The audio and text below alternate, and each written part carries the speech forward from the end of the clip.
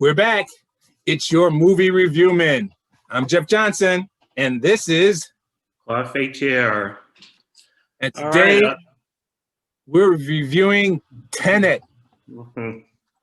Claude? All right. Well, Tenet is a thriller that it was directed by Christopher Nolan and is starring John David Washington as a character known as the protagonist. When the movie begins, we see that he is in, he's doing it's a mission that he needs to accomplish, and basically this beginning mission, it becomes compromised, but based on how he did on this mission, he basically gets recruited into another program.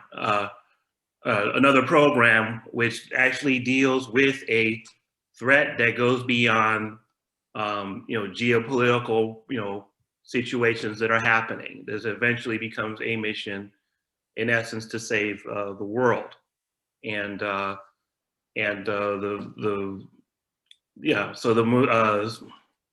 movie, just sort of we're actually placed on this amazing adventure. I mean, it basically, if you're used to a James Bond movie, this is actually sort of like James Bond on super steroids, because it isn't just a matter of this person, of the protagonist, and that's really his name, the protagonist, globetrotting just to take care of business, but they introduce an idea called temporal inversion, where there's sort of an element, not necessarily a time traveling element, but there is a little bit of it's a sci-fi element,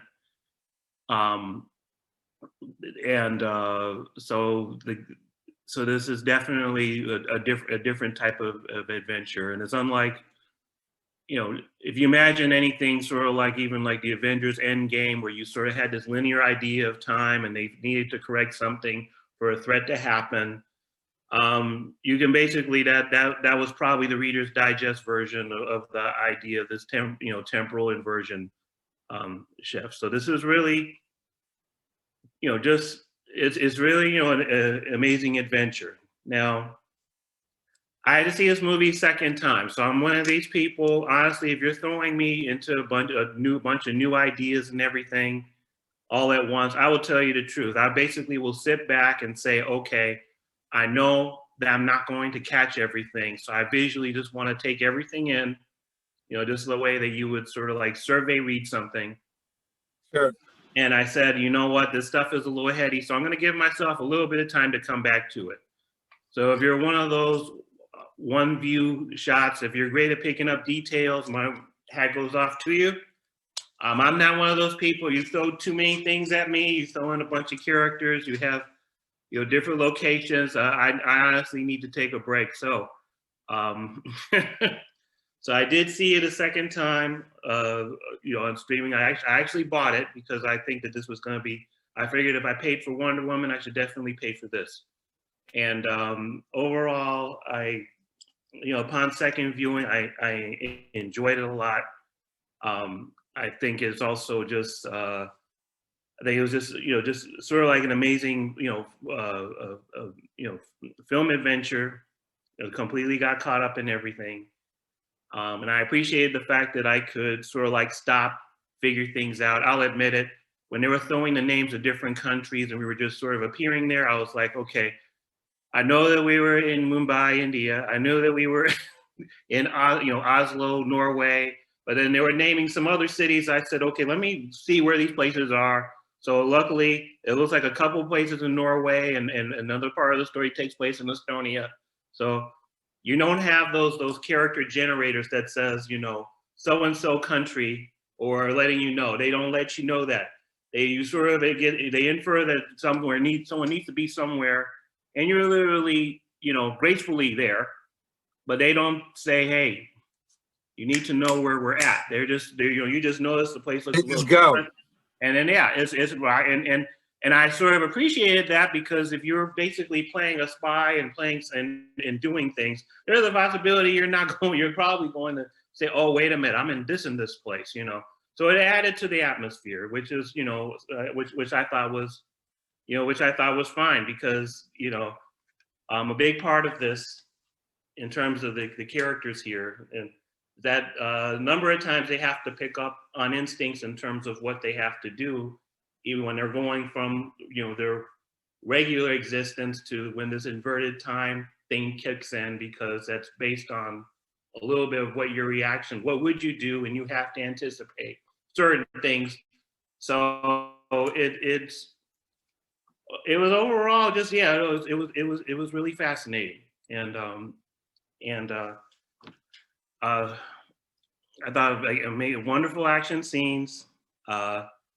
I think the fact that they sort of said that this was sort of like an indirect sequel to Inceptions, I think people may have been anticipating giant set pieces where you have rotating rooms and gravity defying stuff. You don't have that. The action scenes they have is appropriate for what they set up in terms of the story, that is grounded in a reality and an inverted reality. The physics, the rules make sense. And again, because this was sort of like a higher brow, you know, when you're watching Avengers Endgame, you just need to hear the time thing once and you figured it out, because it's based on Back to the Future and all these other things. But the time inversion, you know, if you watch any Christopher Nolan movies, you know that he takes a concept of, you know, wrap it up, flips it, rubs it, you know, upside down. Oh the fuck no! out of something. Excuse me. Yes, he can't just possibly do it the standard way. No. Yeah, I think you're exactly right. And you know, a couple of key things that I would amplify you were saying is method for viewing. Okay, you know, the comparison to Wonder Woman is interesting from an industry perspective issue. You know, we talked previously during our Wonder Woman review, you should look at some of the choices that these film houses are making during this COVID-19 theaters closed environment. So they made the choice with Wonder Woman.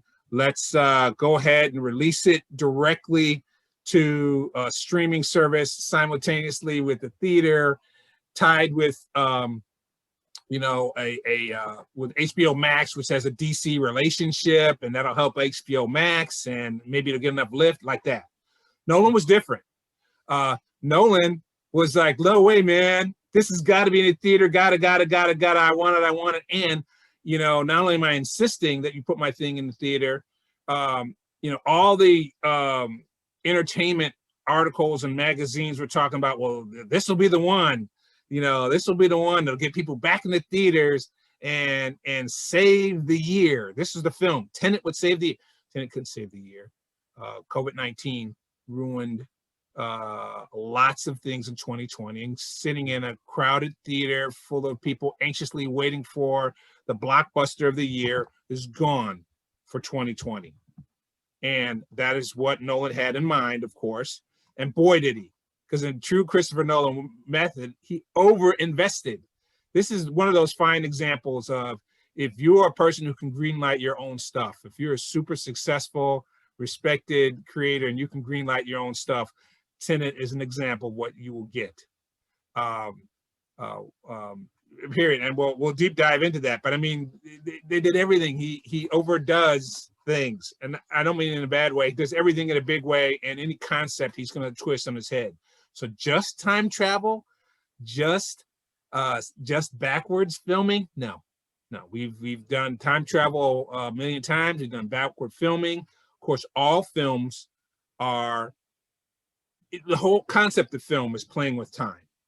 And then plus, you know, Tarantino just loves to show the same sequence two different ways from two different points of view. Everyone does tricks where you go back in time. No, that's not good enough for Christopher Nolan. Come on. You know, he's got to take that, like you said, and multiply it times 10. And he does. You know, my thing to people is that if you love Christopher Nolan films, then you'll love this film. You'll at least like this film. If you love Christopher Nolan films, you'll like this film. And then when you watch it 2 or 3 times, then you'll love it. Because this film Why do I love Christopher Nolan films? I love Memento. And Memento made my head hurt, right? Memento was deliberately trying to make you feel like a person who had short-term memory. So he filmed it in a way that would mess with the heads of the audience. So you're like, wow, that's hard to get along with. And you're like, yes, now you feel like our character felt. Whether it's exactly like the character's experience or not is not the point. You feel disconnected from time in a linear way of experiencing the universe, just like our lead character. Memento, is magical like that. And for some folks in the sound of our voice are like, yeah, Memento is great. And other folks in the sound of our voice was like, are you kidding me, man? I never got to the end of that, and I never watched it to the end. I understand. So you get Memento, and then for those who like Leo DiCaprio in, will I say it right? In Inception. Inception was about getting inside people's dreams. And would that be enough? Is it enough for Christopher Nolan to get inside people's dreams? No, it's not. Christopher Nolan says you can get inside a dream and then make that person in the dream fall asleep and get inside the dream's dream. And then you can make that person fall asleep and get inside the dream's dream. And for fun, getting inside a person's dreams impacts the time as time exhibits. The further deep you go, the more slow motion the other people are. Is there a good reason for that? No, it just, it looks great on film. The action climax of Inception has the first level of dream moving in super slow motion, the second level of dream in mini slow motion, and then the third level of dreaming in normal motion. Why? Because it looks cool. Are there any other questions? Because you'll like it. That's why. And that movie had, that was more of a heist film. That was an international heist film, right? And so now we have Tenet, which, by the way, in true Christopher Nolan fashion, Tenet, T-E-N-E-T, is a palindrome, a word that reads the same forward as it does backwards. Anyone who already knew what palindrome was before I gave the definition, you want to see Tenet. You do. You want to see it. And so Claude gave you the excellent advice. And unfortunately, advice my big brother did not take. Do not rent Tenet with a 24-hour rental. It is now available on streaming. Why can't you do it? Because you're going to need to sleep on it. Your head will hurt the first night. And then you need the extra day just to go to sleep and wake up in the morning and say, and then play it again. So you're just gonna have to buy it. I hate to say it to you that way, or wait for it to come on your streaming service paid for so that you can keep watching it several times, or wait 3 years for it to show up on TNT where they play it back to back like they do all the Terminator movies, and then you'll have to actually watch it back to back. Because the second and third viewings is totally required to pick out the genius of the film, and also to pick up on all the work that they put into it, right? To make all the pieces fit together. So I think, Claude, you said it perfectly right as to how people should try to experience the film. The first time through, just watch it through. Brian was like, oh, they're talking too fast. And then they are talking too fast. He gave you a standard espionage film. So it's Memento plus Inception plus a James Bond film starring J.D. Washington. So as soon as I had the sense that that's what this was, well, I'm all in. That's all I needed to hear. That was a film that must be seen by me. And then it's back to the industry-related things. Since he was insistent on putting it on the theater and it didn't work, then they put it out on streaming, but you had to buy it for the first several months, right? That it was available. You couldn't rent it. You had to buy it. And so even though I only had like 5 or 6 more days before it was going to be available for rent, I just went ahead and bought it because I was tired of waiting. Yeah. And I knew that, like you said, it's a kind of thing that I'm going to want to own. He's right. Hollywood, everyone in Hollywood's losing money this year because I would have watched it in the theater and then I would have purchased the DVD when it came on sale in one of the stores. I would have bought it, just like I own Memento. Mm-hmm. But so therefore, for me, paying for the streaming service for at this time they were showing it for $19.99 was worth it, because I've watched it all the way through once. And yes, it hurt my head. And yes, they were talking too fast. And yes, we had to pause several times because I tell my wife, the kids, she's like, should it be a family movie night? I was like, no, it should not be a family movie night. Yeah. Yeah. My wife, she hung in there and she did like you said. She just enjoyed the film. Don't try to understand it. Yeah. Enjoy the scenery and the good looking people and the trippy dippy physics defying action sequences. It has all the elements of what an espionage film was supposed to have. Well-dressed, good-looking people. They're talking about something, and our hero sure seems to understand it well. That's all you need in a spy movie. Our hero is figuring these things out in strange environments that he's not normally supposed to be in. Our hero knows how to run a multi-million-dollar catamaran hydrofoil boat. Why? Because he's a super spy. They know that stuff. And they know how to repel from buildings, and they know how to repel holding a person. They know how to shoot off because he's a spy. Hello? Yeah. He knows his art when he sees it on first glance. Why? Because it's a super spy movie. And John David Washington is a credible super spy action hero. Sorry, good. Yeah, no, go ahead.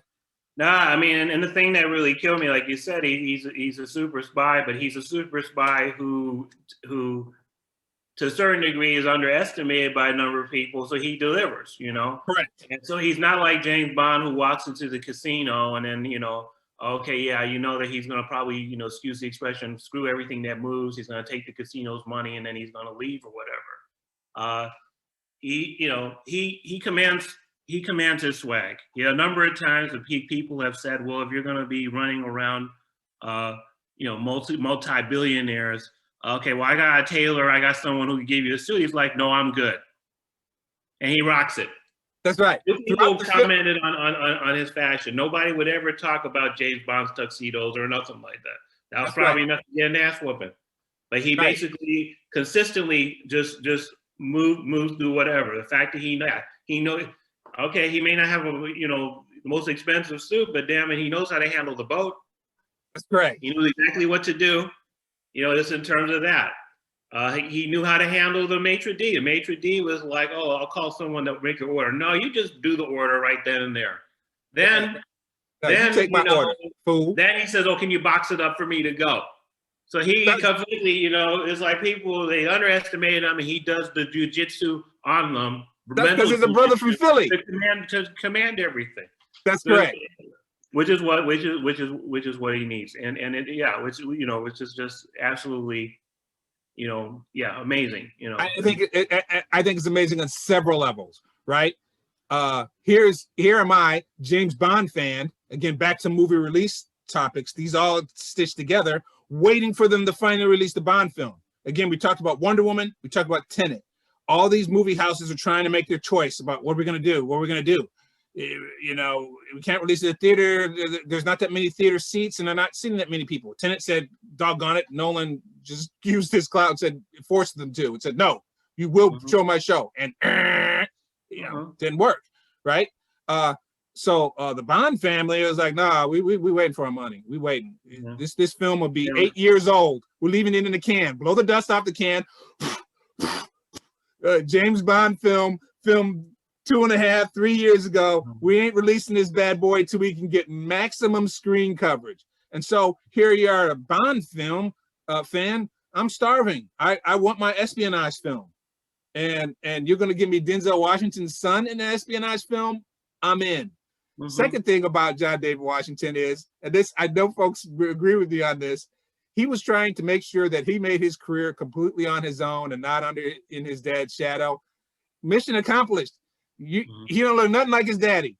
In fact, you have to close your eyes or listen to him off camera when he talks, and you go, that sounds like Denzel. And then he walks on, and you're like, where's Denzel? Where is he? Where? You're looking around. No, look at the camera. There's only one black guy on screen. Well, yeah, I know, but which one is Denzel's kid? Well, the black one. Oh. So mission accomplished. He is his own man. He is 100% completely. John David Washington is his own man. You say his name and you're not even thinking like, I wonder if that's Denzel. No, you don't think. Yeah. You do Yeah. not. Oh, yeah. Definitely. I'm and honestly, that's I perfectly thought he fine. was his own man in Black Klansman, but you're absolutely right. I mean, it was just, he just actually he's picked out some amazing projects, and he's hitting grand slams And in terms he's of knocking his them out. performances. He has his own I mean, particular he has style.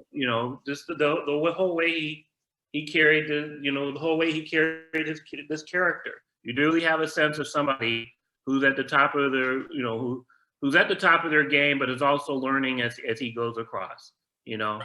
As he dropped in a new environment.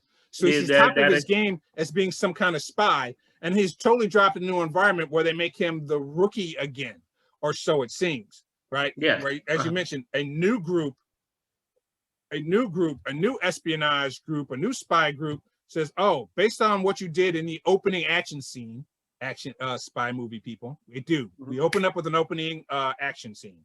Yeah.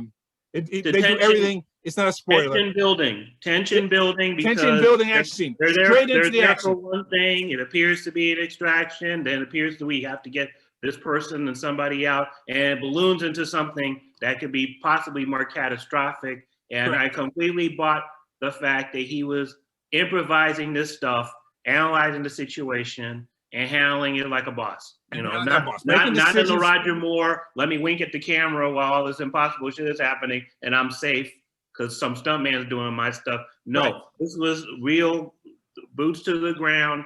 I said, what the hell is how is he gonna deal with this? And you completely believe the stuff that he deals with. But he deals with it heroically as the protagonist. Again, to Claude's point, if you look it up Internet Movie Database or you Google it, again, another Christopher Nolan just being himself. The lead character doesn't even have a full name. He's the protagonist, right? Now that works because he's a spy, and it works because for the story and on a Christopher Nolan level, but that he is the protagonist who keeps saying he's the protagonist. And it pays off many ways. Pays off in many ways. It pays off in many ways. Claude mentioned the fact that he's continually underestimated. Again, I'll just say one more thing about that. As it being embodied by John David Washington, he's shorter, right? He's shorter than his dad. Again, first off, you won't be comparing to his dad. I promise you. There's just no comparison. He's his own person. You don't even remember that he's his dad. But my point is, he's a shorter hero. Hollywood spends all this time over the last 100 years faking that their heroes are tall. They cast them against Elizabeth Debicki, who is not the love interest, and she's not the Bond girl, but she's the significant female character in this story who's significant to the villain. But again, I don't know how best to say this. She's not the damsel who has to be rescued, but she's the character that makes our protagonist clear that he's the protagonist, that he's the good guy. In a world full of spies and espionage, and we're trying to save the world, so there's going to have to be collateral damage. Our protagonist shows that he has a heart, without it being thrown all up in your face and explaining that he has a heart, or because he's doing it because he's the Bond character. He slept with her first, and now he's trying to keep her alive. No, it's like in this whole world of spies and lying and espionage, and the whole world cut in, and I got to save the whole planet. You know what? I'm still also going to save one person.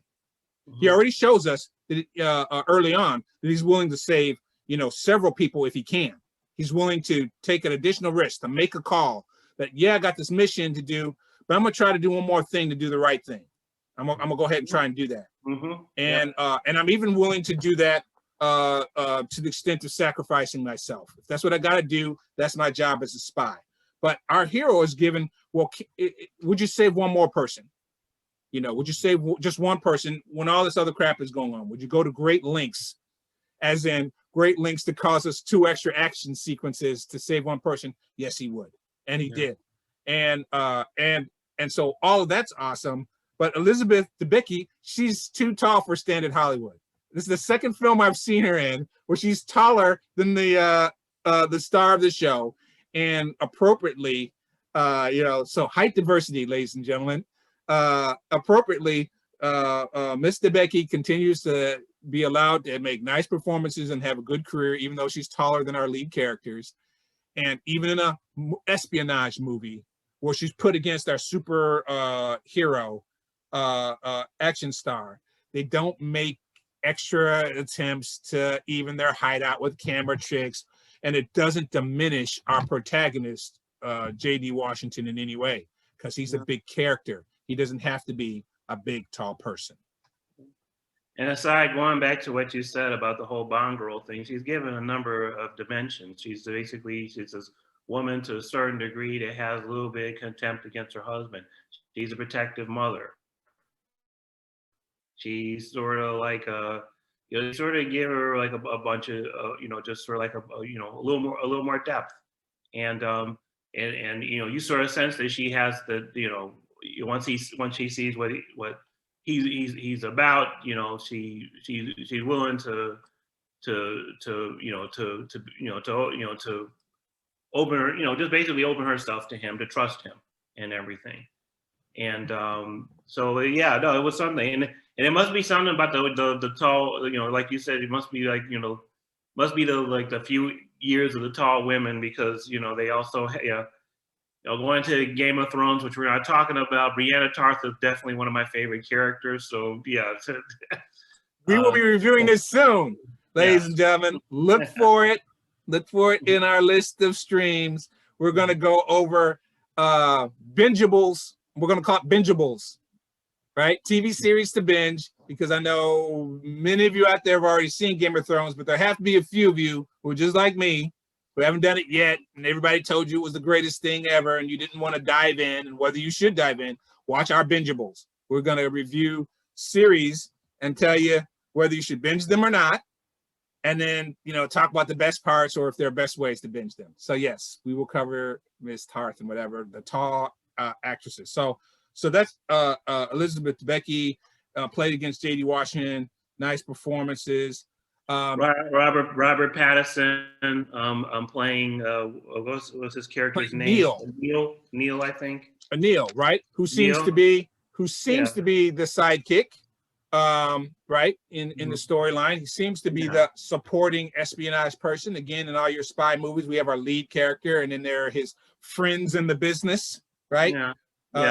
I'm not saying James right spy Bond, term. James Bond, he was sort of like he would have been sort of like a meteor Felix Leitner or whatever, right. Somebody who, but he's not just a person that says, "Oh, here's the case, here's our backup." I mean, he's a fully, this becomes actually a lot of teamwork. And honestly, I would honestly say, as much as there's been a James Bond comparison, people are actively helping each other out. I mean, almost in a way becomes damn near almost like what Mission Impossible would be, if sure. In terms of people, sure. And lots of characters are introduced, though. Again, a compliment to this film, because we talked about a lot of the complexities, which is fair for people to say are negatives, the complexities, because it's a complex film. Yeah. All right, but these characters, and they've introduced even more than one. So Neil is one, and then they later on introduce another guy who's somewhat significant in the business. And he's no more than that. He's just another guy in the business who ends up playing a pretty significant role. And that guy, you might say, well, wow, all these characters, my head's spinning. But you'd expect a certain amount of this. Again, it's an espionage movie, handoffs. You go get the guns and I go get the money, and you go get the data. These things happen in spy movies all the time. Yeah. And our person has to interweave within them. And the power behind Tenet, as you watch it, is finding out what's the glue that ties them together. How did they get all interweaved together? As much as, like you said, what Mission Impossible should be or could be or would be, which, I love all these spy movies. So I love the Mission Impossible series. But everyone knows right off the bat, because we'll have to cover this when we do our Tom Cruise reviews. I have my points of view about Mr. Cruise. Yeah. He makes the film all about him. All about his character. No matter what movie Tom Cruise is in, one, it's all about him. Two, he's on every poster. Or I'm sorry, whichever is his good side, that's the side he's showing on every poster, no matter what. It can't possibly have anything else on it. He could be doing something on the Bible and it would be really small print. Holy Bible. Starring Tom Cruise. Because it's about him and nothing else. He could be doing the Titanic and it'll be called Titanic. Starring Tom Cruise. And there would be no boats in the poster. Not one boat. There'll be his face and there wouldn't be a boat in a movie called Titanic. So I'm sorry, Tom. That's later for the Tom Cruise review. So our point is Mission Impossible, no matter what, it's about him, although they've done a much better job of, you know, Ving Rhames and introducing the other characters.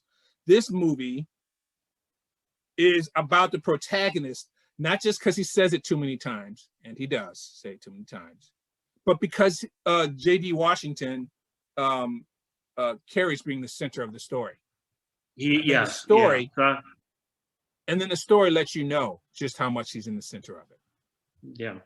These people are here to help him, but it is his story. He is the one that carries. He is the connective tissue and the glue that carries the story.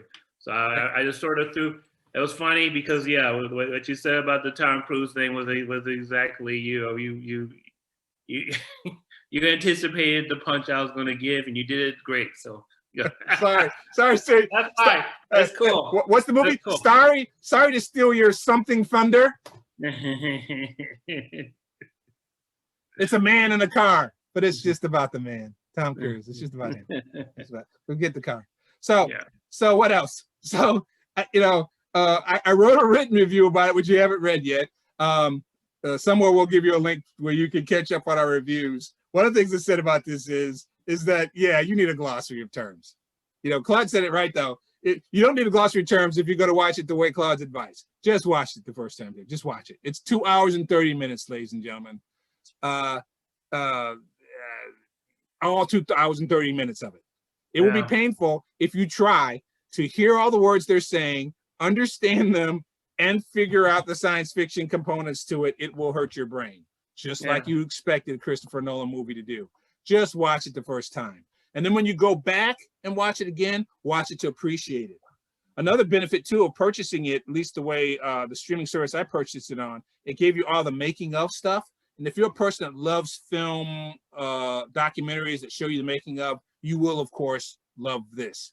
Because, again, the way Nolan did this film was just like he does, like you'd expect. They just did everything. He filmed the whole thing in IMAX, which is crazy.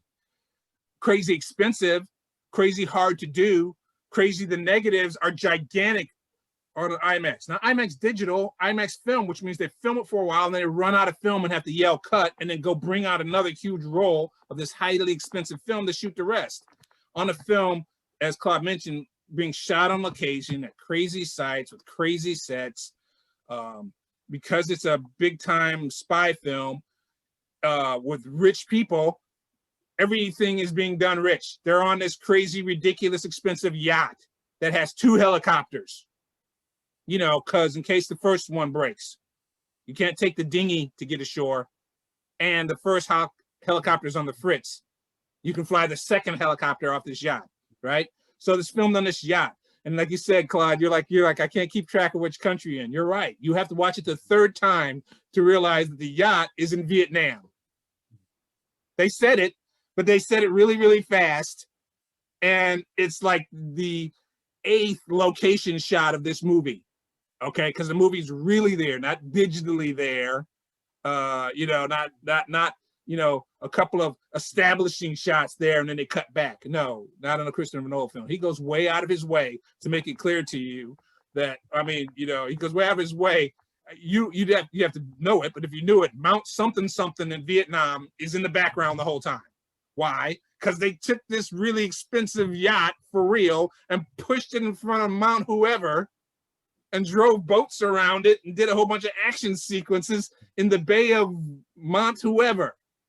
Because he rolls like that. They do a scene inside of a wind farm, and it's a real wind farm, not a digital wind farm. Sorry, Tom, I'm really not picking on you in this episode. I'm picking on Tom Cruise in future episodes that we will list on here. Not today, Tom. We're not teasing you yet. This is just a smidgen of us teasing you. A real wind farm, and not just any wind farm, because see, any wind farm would be Tom Cruise in Mission Impossible. No, not Christopher Nolan. He's got a wind farm in the middle of the ocean. Ask why. Go ahead, ask why. Why would he do that? Because it's a Christopher Nolan film. Are you paying attention? Is this microphone on? I know you're out there. I can hear you tapping. Yes, it's a Christopher Nolan film. And so not for nothing, they put a giant IMAX camera in a plastic bag and get out in a boat to this wind farm in the middle of the ocean. Why? Again, why did you ask why? I already asked you that. Why did you ask me why they did it? They really actually did it. Get this giant icebreaker boat. Why? Because you can't rent icebreaker boats. So he rented one. That's why. It looks great on camera. So great scenery, great shots, but there's certain things to help you. One, you're going to need a glossary of terms. It's not a spoiler. It's help. You need to learn what temporal means because they'll say it too many times and it will hurt your head. Look it up. Temporal, involving or related to time. Please know what that means. Pincer move. If they say pincer move one more time in this film, and you're going to be like, what's a pincer move? And I've watched lots and lots of military films, but really, they only said pincer move once in the film. They didn't say it 5, 6, or 7 times. And then, of course, that pays off too, because there's not only like tactical strategy pincer, there's also temporal pincer. So it's yeah. So yeah. So I honestly, it's funny that you said that. I actually not only looked up the definition, I actually checked out a couple of YouTube videos just on people who've used pincers. Hannibal used it. This is so you can know what the hell they're talking about. Yeah. So ladies and gentlemen, they're talking real fast. They're breaking your brain. And then they keep using this same word because they know you're going to have to go look it up and then come back and watch the film again. Yeah. So as we've advised you, you just got to buy it. You have to. The truth of the matter is, if we were in the theaters, you would have gone and seen it in IMAX, which I would have. You would have watched it in IMAX, said, wow, this is the greatest thing ever. And then you get in your car and you're like, except I know I didn't really understand all of it. And then you go watch it a second time while it's still in the theater. And you're like, wow, I get it. And do you see how they made that one thing fix the other? Knowing the fact, since it's a Christopher Nolan movie, he made 12 things fit back. You only caught 1, maybe 2. You were proud of yourself, how you noticed that one thing matched the other thing. And you know that the real truth is that they made several things tie together. And you were lucky that you were able to hang in there long enough to figure that out. So then finally you wait till it shows up on the end-aisle display of your favorite shopping mall on sale on Blu-ray, DVD, and digital, and hey, in a value pack with Memento and Inception, and you're like, yes! And you buy the threesome value pack and you bring it home. And you watch it 2 more times and you finally start to figure it out. So you have to. You'll look up other words. So they say pincer move, which is a movement by 2 separate bodies of troops converging on the enemy. Now, is that definition good enough for a Christopher Nolan movie? No. 2 separate troops converging in on the enemy happens in normal films. We've got to have troops converging in on the enemy in a totally hurt your brain way. Because it's Nolan. Inversion, you have to look that up. They'll say inversion too many times. It's a reversal of position, order, form, or relationship. Yes, that's what it is. Is that enough to just show people inverting their motion? Not in the Christopher Nolan, no, that's not enough. He has to deliberately have that and a lot more at the exact same time, simultaneously. And then thankfully, he'll do it twice for you in the film just so you can catch up. So this is not spoiling to let you know that in the true spirit, it has the true spirit of espionage films, aka bombs films, Mission Impossible films. Open with high action. Get straight to it. It's sophisticated. Not spending time setting up and who's the hero, whatever. Pay attention. You're going to figure out who our hero is. He stands out, as Claude says. In fact, if you underestimate him, that makes you understand the full nature of both the character and John David Washington. Perfectly cast. You're meant to overlook him until you realize I should have been paying attention to this guy the whole time, right? Yes. Yes, you should have been paying attention to him the whole time. So it opens with the opening action sequence, right? Then it gives you the first, then because it's sci-fi, it gives you explanation of the science fiction. Too much, talking too fast, too hard to get. Yes, it is. Just listen to what they say and move on. Don't try to figure it out. They explain the sci-fi. They say, hello, this is the science fiction component of our story where we're establishing to you the reality. Just listen to what I say and move on. Don't try to figure it out, please. They almost exactly that. Okay. And then they go straight into first application of the science fiction effect with one action scene. Nice little, well, am I getting it wrong? It's not that little. A big set prop piece. It's an expensive set prop piece that culminates in a fist fight because Hollywood. We can't get past that. That'll be it for another review Claude and I do. No matter what it is, no matter how sci-fi it is, if you have a hero, it culminates in, wait for it, a fist fight. That's correct. Star Wars, Star Trek, lasers, into the universe, time travel, inversion. There will be a fist fight. But again, is just a fist fight enough for a Christopher Nolan movie? It's a trippy, dippy, physics-defying. This is totally weird looking, but after I watch it 3 times, I completely understand it. Fist fight. So you get that. You basically get 3 increasingly both large budget, large scale action sequences with the trippy dippy physics defying backward science fiction components thrown in for good measure, like in a good spy film. Yeah. And if you watch it all the way through once just for entertainment value, you will get your sequences. Opening action, 1 major action piece, 2 major actions set high speed chase sequence, then major full scale giant action sequence that culminates the whole film. You get it all. You get it all in there. Yeah, and he also like I said, when they're explaining it to him, he turns that into an opportunity to push the investigation forward, because they do that thing with the bullet, and it's like, well, did you analyze blah blah blah? And it's already, I mean, as soon he just keeps going. It keeps going. So even though they've spent all that time with the science fiction mumbo jumbo to explain the universe you're in, he's like, he literally says, okay, but what you got me here for? I'm into the world saving spy. Is it? Thank you for explaining that to me, science fiction lady. Let's get to business. Right, audience. Whether you're with me or not in this audience, let me ask this lady. Not you explain to me that we're in this crazy science fiction type movie. What's this got to do with me, Super Spy Man? Right. This is a very good point.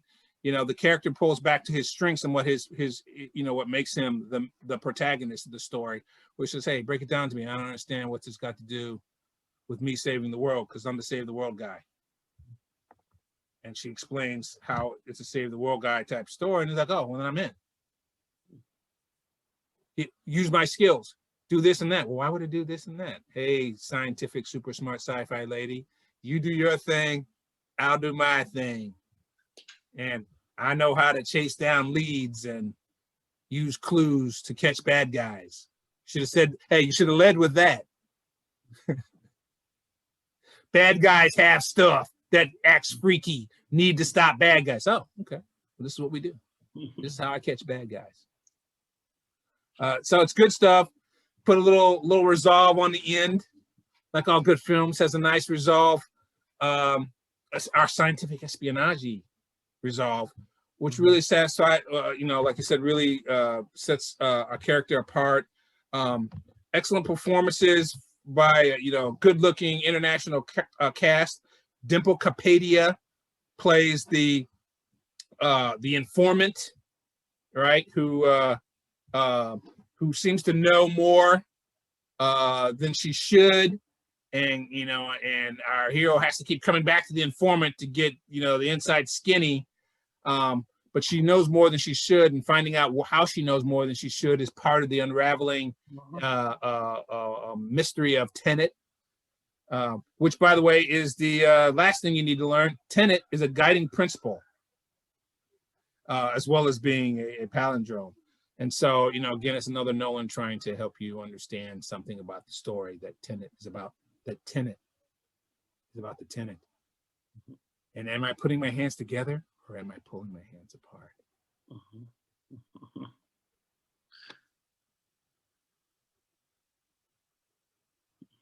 Tenet. So, Claude, Tenet? Definitely, just absolutely, it's a amazing movie. Basically, yeah, just glad there was always talk of having sort of like a black James Bond, and people were all in well, a bunch of people were like, oh, we don't want Idris Elba as Idris Elba as James Bond, blah blah blah blah blah blah. They can keep the franchise, because I will definitely watch the series of movies with the protagonist any day. John David Washington. And yeah, this is absolutely amazing movie. And like you said, may want to, definitely, I would say purchase a copy, because you're gonna, if you like Nolan stuff, you're going to want to see this a couple of times. Absolutely. At least. Yeah. Absolutely. So Tenet, that's our review of Tenet. That's what we thought. Let's know what you think. I know you have thoughts about this. It is impossible to watch a Christopher Nolan film and not have thoughts about it. Like, my head hurts. Like, I'm still thinking about it. Like, how in the heck did they do X, Y, Z? And so let us know what you think. We definitely want to share some of that with you. In fact, that's part of the thing too, is you can't hardly, when you say, well, don't give me spoilers. Gosh, first off, there's so many things in there to spoil. And then, hey, you don't want to say that you know what the spoiler is and get it wrong, because you got to watch it 3 times. I just want to add one more thing. I want people to bear in mind that although, for some reason they were saying that this was a disappointment domestically, the movie did make like around 20 million its first weekend under messed up circumstances. And like you said, it was a gamble, but I think that just the way they said, oh, it was underwhelming box office, I'm not completely buying it, because how can this movie have been sort of like, okay, it was a dud, but Wonder Woman made less money in that first weekend, and it's considered a big triumph. I understand the relative in terms of costs and all that type of stuff, but let's not get it twisted. The movie made more money in this first weekend than Wonder Woman did. And that Wonder Woman 1984. Just saying. I think that they need to honestly look at the circumstances, and like I said, lessons learned. And this may be a lesson, if like you said, if and when they decide to release a James Bond movie, but I assure you, they're not going to have inverted time on that next James Bond movie. So that's correct. That being and as we mentioned, right, and as we mentioned, keep things in perspective. You got to put in perspective for the times that we're in. And again, we're not just saying it facetiously. This is a film to own. This is a film to watch more than once. This is a film to pause, go get something to drink, come back, and watch some more. It's 2 hours and 30 minutes. So, so that's the kind of film it is. So, so let us know what you think, and we'll be back next.